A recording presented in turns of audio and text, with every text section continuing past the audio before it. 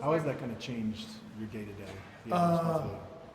You know what? I think that there's probably a little bit more, you try to take a little bit more of a view from 30,000 feet rather than just being in it on a day-to-day basis than you would just as a line coach. Now, before, I think most line coaches have a lot of control over what you're doing in the run game or how you're protecting things and try to have input on a lot of things. But, you know, for me, it puts Coach Cheverini and myself in a position where when there's a decision that needs to be made, he and I, you know, really try to think it out and talk about it and figure out what the best thing is for us to be successful. So I've enjoyed the role. I know Coach Cheverini is really enjoying kind of his new role as well. How do you feel like your offensive line has looked through the first 2/3 of the spring? We got a long way to go. We got a lot of work to do. I'm really excited about the way that they play and the way that they attack practice. The attitude has been unbelievable.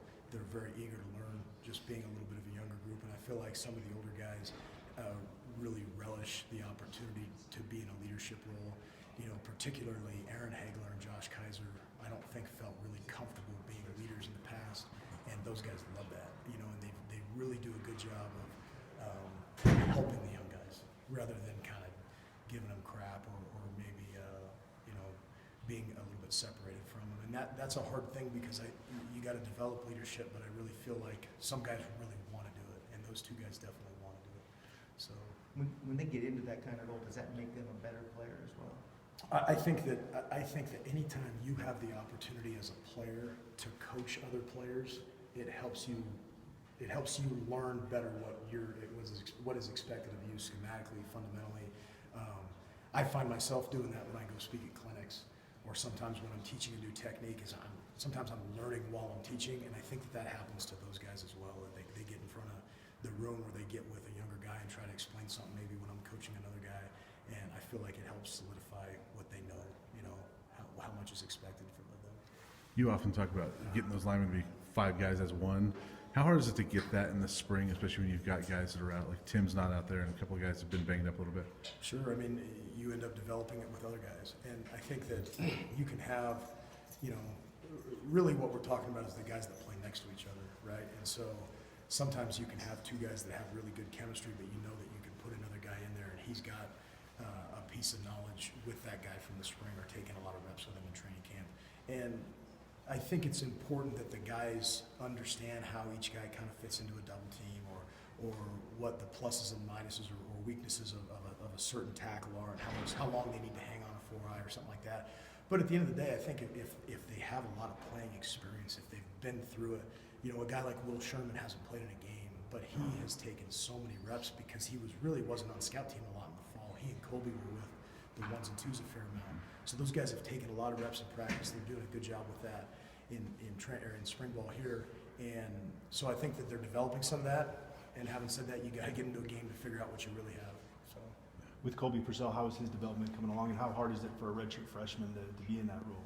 you know, Colby Purcell showed up here last spring and had never played center in his life. And on the very first day of practice, he was repping center with the 2s.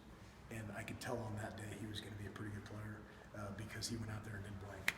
You know, the snaps weren't bad. He was able to get some calls out of his mouth. He's a year beyond that now.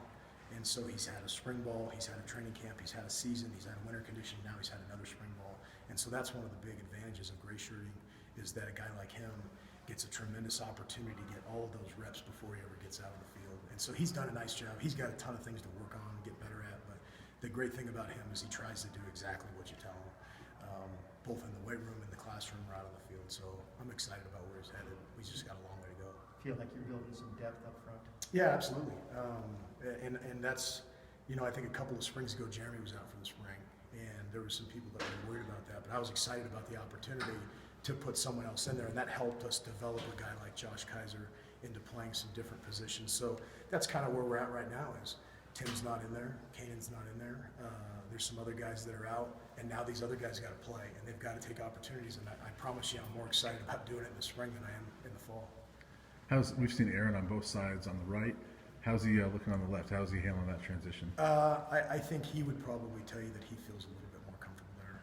And sometimes that's a muscle memory thing. Sometimes guys that are right-handed or left-footed, you know, there's some weird things that kind of work into that. Some guys like using their inside hand better, And when they're a right-handed guy, being able to use your stronger hand as your inside hand can help him. So I think he's been relatively comfortable there. I've tried to keep him there and not move him around as much, try to get him where he can feel comfortable.